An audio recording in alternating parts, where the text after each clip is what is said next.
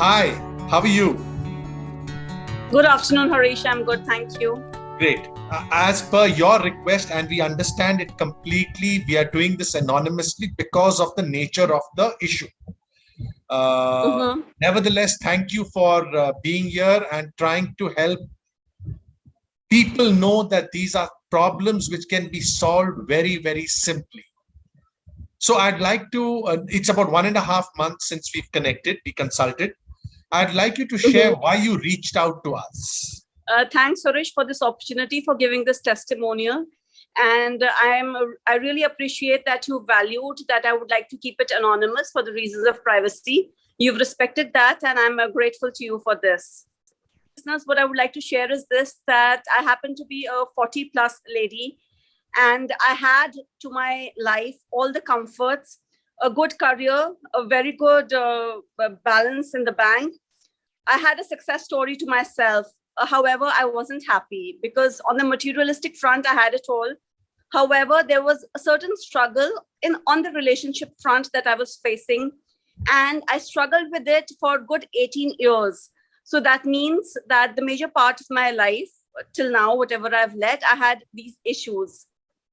So it can happen with anyone, and that is why we are here. Because as women, we believe in relationships. We have our soul journeys.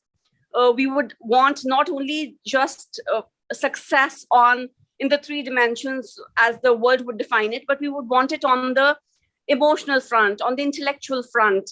And that is how we, build each other up. And that is why I've decided to go on with the testimonial, because I understand that there would be many ladies who would be struggling like me, and they would be struggling alone like I have done for 18 years. And there are people I know who've struggled with it for the most of their life. And there is an opportunity to break free. There are many sources, and I've tried quite a few, in the sense that I have been to counselors, psychologists, psychiatrists. There's something called past life regression, in which we travel to our past lives. I've tried that as well. I've tried clinical hypnosis, and I must say that all of it worked, but it was a very short-lived thing in the sense that it helped me sustain the pain.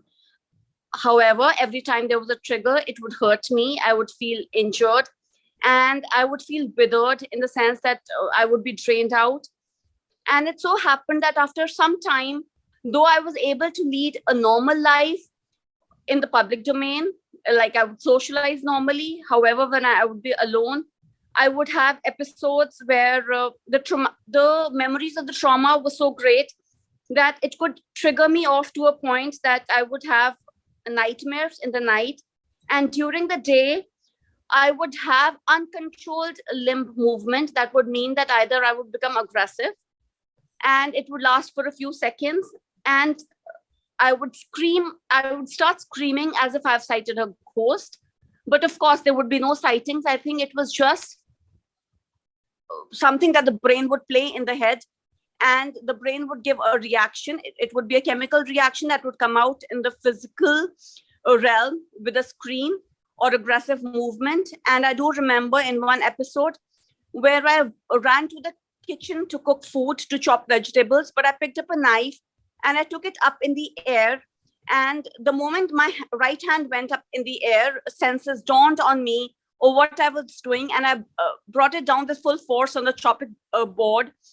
And in that, there was a deliberate attempt to save my wrist, because when the hand was coming down, I was fully aware of what it was doing. So I could, bring it down to a safe position.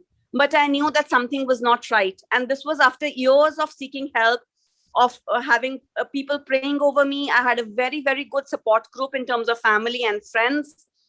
However, this episode kind of shook me, because I never wanted it to happen. It wasn't a planned thing. It was just that the memories of some traumatic experiences were so great that they were playing on my head, and I did not know my brain would react in a certain way. If I may just interrupt you out here, 2 things that are, which I would like to know is, one is, you said the screaming would start. How long would the screaming episodes last normally on average, or what was the worst case that we know of? And also, what was the issue? why did you, I mean, why are you having these problems that, I am not, we are not aware of still, at least we haven't mentioned it here. What was it that really troubled you? Both of those things. Mhm. Okay, so point number one, when I say screams, the screams would be for a few seconds, but it would happen like it is pulsating. So I would scream, and then I know I'm screaming and I have to control it. So for a few seconds, I would be quiet. And then after a few seconds, I would scream again. And then I realized that screaming releases my pain, in the sense that after screaming, I felt normal. It was like a child would weep, and after crying, you feel lighter. So it was like that. And the worst case scenario, I think, would be maybe 45 minutes or an hour. And that happened in the middle of the night, where I was fully aware of what was happening. I was fully aware that I have to control it, and that I have gone into a zone. And my fear was that the zone I'm getting into, what if I'm not able to come out, in the sense that this happens permanently. So I was making an effort. And after 45 minutes of, screaming, being quiet, being aware, and then screaming again, I think that was my worst case. Yes, it so happened that after marriage, the relationships I got into with my in-laws were very, very complicated. And during one of my weak moments, when the life of a loved one was in danger, and I was 24/7 involved in trying to save that life, because not that I was a doctor, it was that it was a loved one. And at that time, I underwent a lot of abuse from my in-laws. And it was very important for me to support that life, because I was the primary caregiver in that case. My in-laws abused me a lot, in the sense that I was hardly sleeping, and I was financially drained. And that was, I think, my point, that when it all started and I realized that there was an issue. However, 18 years after that, any memory of that would upset me. And, some people are very, very authoritative, and they may not be fair, in the sense that it's very difficult to deal with people who tell lies, or there's half truth, or there's greed, there's missing compassion, or they're using you. And it can happen. Some relationships are like that, where one person is so dominant, very dominating, and in a place of authority, and they can become abusive. So though the world says that, we have to walk out of abuse, we have to break it, and we have to walk free, sometimes it doesn't happen in our community, and it might be our choice. So of course, like some people would say, it's your choice. And I chose to stay that ways in that, because I wanted certain relationships to work. And so I know a lot of people break free from the in-laws, but that is one thing that had I done that, my parents and my husband would have really become upset, because my parents would always say that these are not the values we have raised you up with. We are ready to support you in whatever ways. And they did. However, it was my journey. And to keep the family together, for my husband's love, he's a man of character. And I have really loved him every single day of my married life. And it wasn't easy for him, because he knew what was going on. However, it was beyond him to monitor it. Please continue. My only question was this only one episode for 45 days, or was it something that has happened for the last 18 years? And it's only largely related to the in-laws? Is that what you are saying? Yes, it is largely related to the in-laws. See, 45 days was a break point, because I was sleeping almost 2.5 hours in 24 hours. And I was on my toes. And after the 45 days also, it continued. It continued for 18 years. Okay. So, yes. So it is very difficult at times to live with the person who's always angry, who's always putting you down, who's taking away all the money, and then telling publicly that, they are not receiving anything. They continue to watch TV, and they continue to say that we are not being looked after, when I am on my toes, making things comfortable for them. So it can be very, very draining, because a very good, people maintain a very good public image, but they can be very wicked inside the house, not able to Correct. deal with it. Correct. So what change did you undergo after our session happened?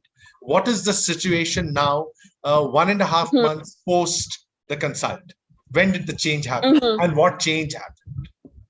Yes. So actually, the change didn't take a month and a half. I think it was both the calls, and the change was instant.